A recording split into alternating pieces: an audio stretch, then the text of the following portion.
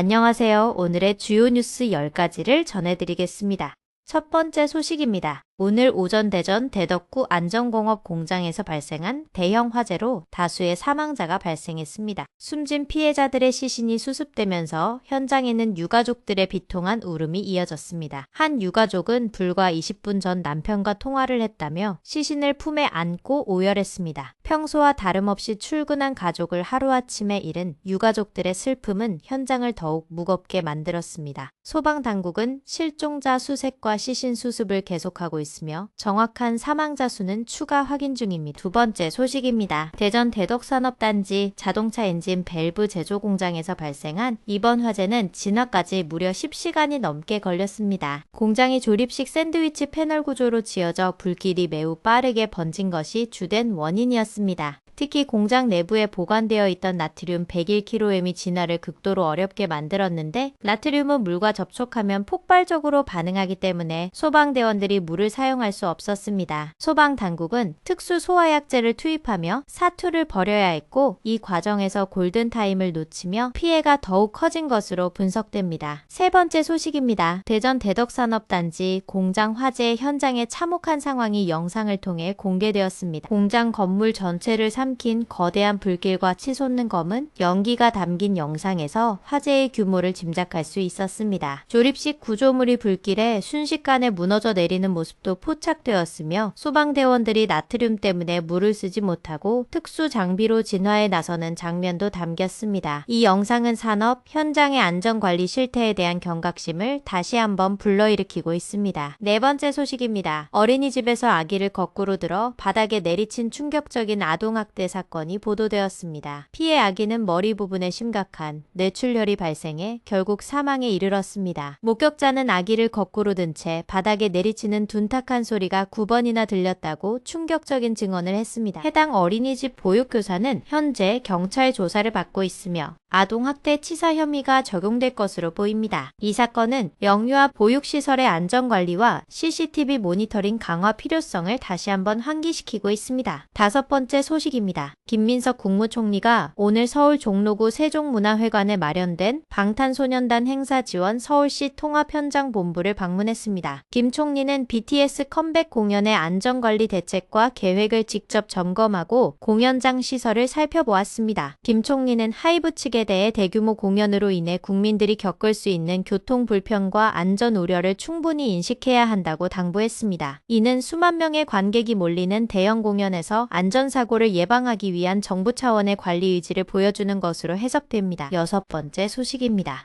올해 1월부터 수도권 종량제 쓰레기 직매립이 전면 금지된 지 석 달이 지났지만 쓰레기 처리 문제가 심각한 갈등을 빚고 있습니다. 서울에서 매일 발생하는 약 0톤의 쓰레기가 인근 지역 소각시설로 보내지면서 해당 지역 주민들의 반발이 거세지고 있습니다. 주민들은 서울의 쓰레기를 왜 우리 지역이 떠안아야 하느냐며 강하게 항의하고 있습니다. 서울시 공공소각시설의 처리 용량이 한계에 달한 상황에서 추가 소각시설 건설과 쓰레기 감량 대책 마련이 시급하다는 지적이 나오고 있습니다. 일곱 번째 소식입니다. 오늘 오후 8시 예정된 방탄소년단 컴백 공연을 앞두고 공연 5시간 전부터 이미 28,000명이 현장에 몰려들었습니다.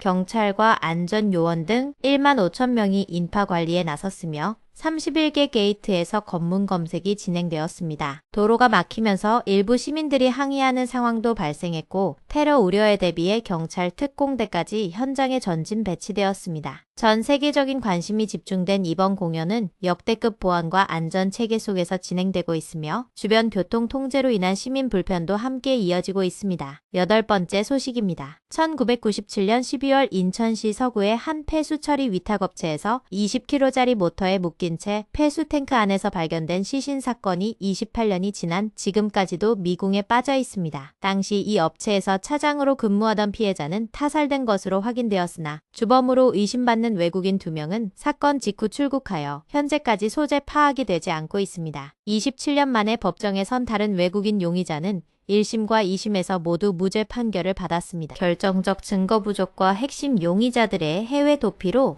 이 사건은 영구 미제로 남을 가능성이 커지고 있습니다. 9번째 소식입니다. 대전 대덕구 안전공업 화재 참사 현장에서 유가족들의 절규가 이어지고 있습니다. 실종자의 어머니는 소식을 듣고 한달음에 달려와 아들이 어디 있느냐며 절규했습니다. 애타게 기다리던 소식이 남편의 시신을 확인하는 것이었던 한 아내는 주저앉아 오열했습니다. 여느 날과 같이 평범하게 출근한 가족이 다시는 돌아오지 못한다는 사실에 유가족들은 왜 이런 일이 벌어졌느냐며 분노와 슬픔을 쏟아냈습니다. 유가족들은 공장의 안전관리 부실에 대한 철저한 조사와 책임자 처벌을 요구하고 있습니다. 10번째 소식입니다. 정부는 이란이 일본 선박의 호르무즈 해협 통과를 협의를 거쳐 허용할 용의가 있다고 밝힌 것에 대해 관련 동향을 주시하고 있다고 밝혔습니다. 외교부 당국자는 정부가 중동 지역의 해상 안전과 항행 자유에 대해 이란 등 관련국들과 지속적으로 소통하고 있다고 설명했습니다. 호르무즈 해협은 전 세계 원유 수송의 핵심 통로로 이 해역의 안정은 한국 경제에도 직접적인 영향을 미칩니다. 정부는 우리 선박의 안전한 통항을 보장받기 위해 외교적 노력을 지속할 방침입니다. 오늘은 대전 대덕구 공장 화재 참사와 유가족들의 슬픔, BTS 컴백 공연의 역대급 인파와 안전대책, 그리고 28년 전 미제 사건까지 다양한 소식을 전해드렸습니다. 오늘의 뉴스를 마치겠습니다. 시청해주셔서 감사합니다.